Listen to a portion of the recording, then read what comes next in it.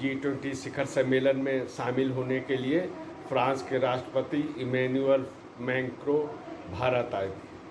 वापसी से पहले उन्होंने एक नरेंद्र मोदी के साथ अपनी फ़ोटो पोस्ट की। उस फोटो के नीचे देवनागरी में लिखा था वसुधैव कुटुंबकम, और फ्रांस के राष्ट्रपति ने इसका फ्रेंच में अनुवाद भी लिखा, इंग्लिश में अनुवाद लिखा और इसका भाव भी लिखा कि वसुधा को एक कुटुंब मानने का ये विचार जो भारत का है, यही वसुधैव कुटुंबकम है। One earth, one future, one family का ये जो विचार है, और इसी से दुनिया में शांति की स्थापना हो सकती है, सौहार्द की स्थापना हो सकती है। उन्होंने भारत की प्रगति की सराहना की, नरेंद्र मोदी के नेतृत्व की सराहना की और ये बताया कि नरेंद्र मोदी के नेतृत्व में जो G20 का सम्मेलन हुआ है, ये ऐतिहासिक रहा है और इससे दुनिया को भारत की संस्कृति से परिचित होने का अवसर मिला है और एक उदार सभ्यता संस्कृति के हम सब साक्षी भी बने।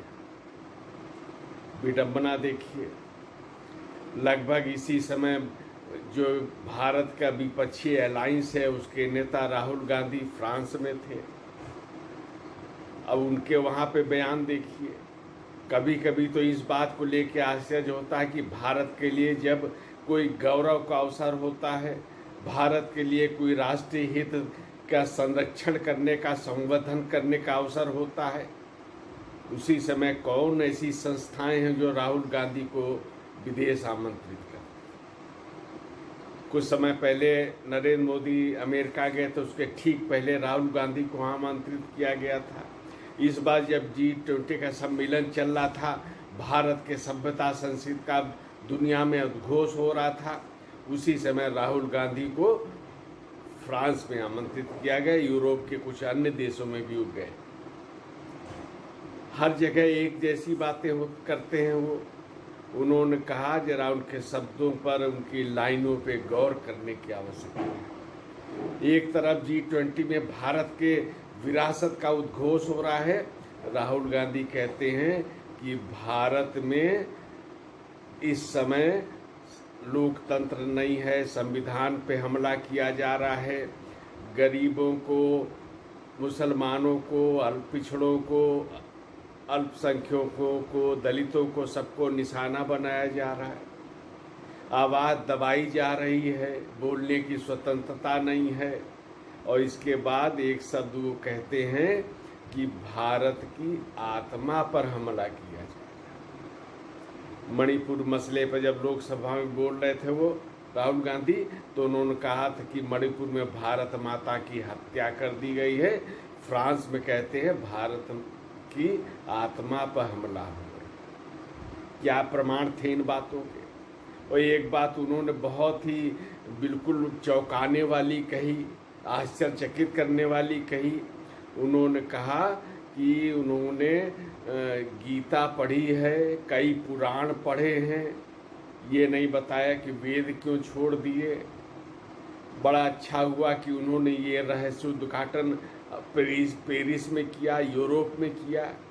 अगर भारत में ये उद्घाटन करते अपने विषय का तो बहुत संभव था कि लोग कुछ प्रश्न पूछ सकते थे गीता के बारे में, गीता में कितने अध्याय हैं, या कौन कौन से पुराण उन्होंने पढ़े हैं, कौन कौन से पुराण पढ़ना बाकी रह गए हैं, कितने पुराण, ऐसे प्रश्न उठ सकते थे। भारत में पेरिस में बोले तो इस तरह का एक प्रश्न उठने की संभावना भी नहीं थी।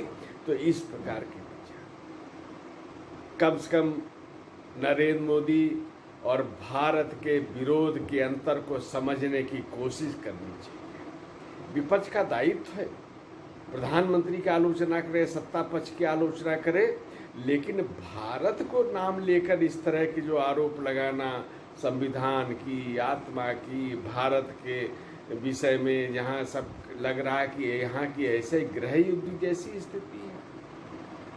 क्या बताना चाहते हैं कि वो भारत की स्थिति इस समय पाकिस्तान, लेबनान, अफगानिस्तान, इन देशों जैसी हो गई है?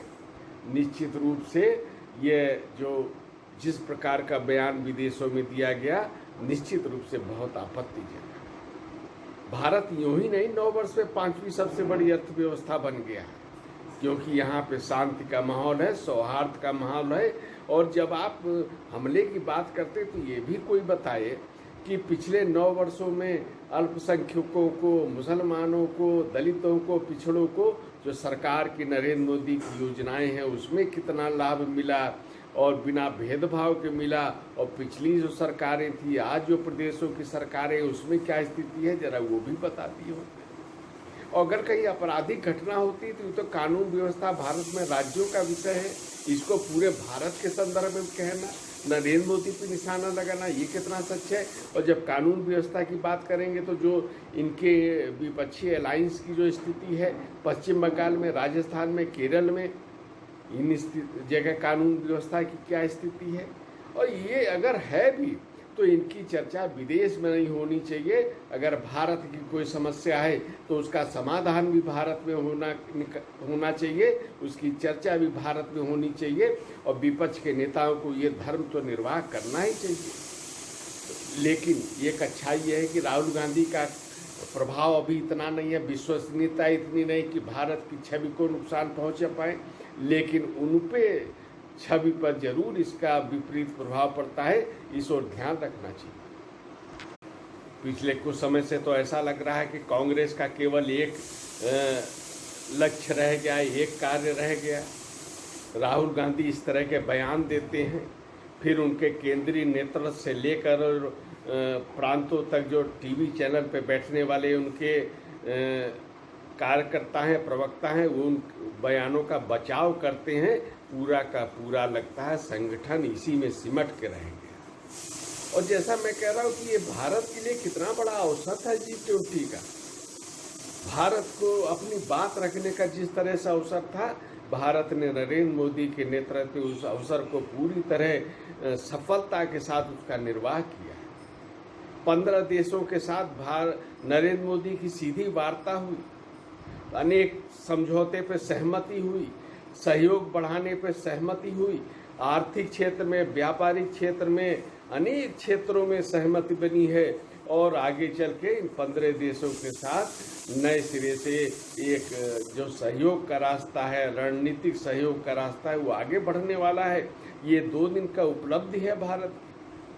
इस समय भारत के विरुद्ध टिप्पणी करना, और इतना ही नहीं, नरेंद्र मोदी ने जो जिस तरह से एक प्रस्ताव किया और अफ्रीकन यूनियन इसमें शामिल हो गए, G20 में 55 देश एक साथ सम्मिलित हो गए, प्रतिनिधित्व हो गया। अनेक देशों से नरेंद्र मोदी के लिए बधाई, शुभकामना, धन्यवाद के संदेश आने लगे। इन देशों के साथ भी व्यापार बढ़ने की पूरी संभावना है। यूरोपीय यूनियन के भी जो अध्यक्ष आए थी, उन्होंने भी भारत की बहुत प्रशंसा की और सहयोग बढ़ाने पर सहमत हुई है। और इतना ही नहीं, एक नरेंद्र मोदी की बहुत बड़ी कूटनीतिक सफलता है जिसका सीधा सीधा लाभ भारत को मिलना है। तो भारत मध्य पूर्व यूरोप तक जो कॉरिडोर का निर्माण बनने पे जो हस्ताक्षर किए गए हैं, एक क्रांतिकारी निर्णय है, ऐतिहासिक निर्णय है। इसके दूरगामी प्रभाव होंगे। ये चीन को भी एक जवाब है, जो पाकिस्तान से होकर जो कॉरिडोर बना रहा है उसको एक जवाब भी है। पाकिस्तान को किनारे करके भारत ने एक बड़ी उपलब्धि हासिल की है, और इससे जो मध्य पूर्व यूरोप तक भारत का व्यापार बहुत बढ़ने वाला है। ये एक उपलब्धि का अवसर था। कम से कम ये G20 का सम्मेलन था। अच्छा होता कि राहुल गांधी उस समय विदेश न जाते, और गए भी थे तो कम से कम भारत के हित में कुछ बोल देते। नरेंद्र मोदी के विरोध करने के अनेक अवसर आएंगे, लेकिन जब जब भारत की बात होगी तो कम से कम भारत के हित में ही बात करनी पड़ेगी। ये विपक्ष का दायित्व तो है। विरोध की भी एक सीमा तय होनी चाहिए। प्रधानमंत्री नरेंद्र मोदी और भारत का विरोध एक नहीं हो सकता है। भारत की प्रतिष्ठा रहनी चाहिए। नरेंद्र मोदी सरकार का विरोध भी होना चाहिए, विपक्ष का अधिकार भी है, कर्तव्य भी है, और उसका निर्वाह भी करना चाहिए। लेकिन ये समझ लेना चाहिए कि भारत की समस्याओं का समाधान ये जहां वो कह रहे हैं वो नहीं करेंगे, वो हमको मिलजुल के ही करना पड़ेगा। एक विरोध का भी एक स्तर होना चाहिए। और इस तरह से राहुल गांधी ने अपनी विश्वसनीयता कमी की है।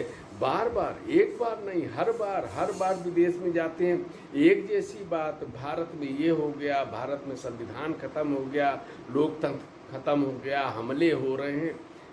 निश्चित ये बड़ी अप्रिय बात है और इस तरह पे ध्यान रखना चाहिए कि भारत के राष्ट्रीय गौरव में अगर कोई शामिल नहीं हो रहा है तो कम से कम चुप तो रह सकता है, मौन तो रह सकता है।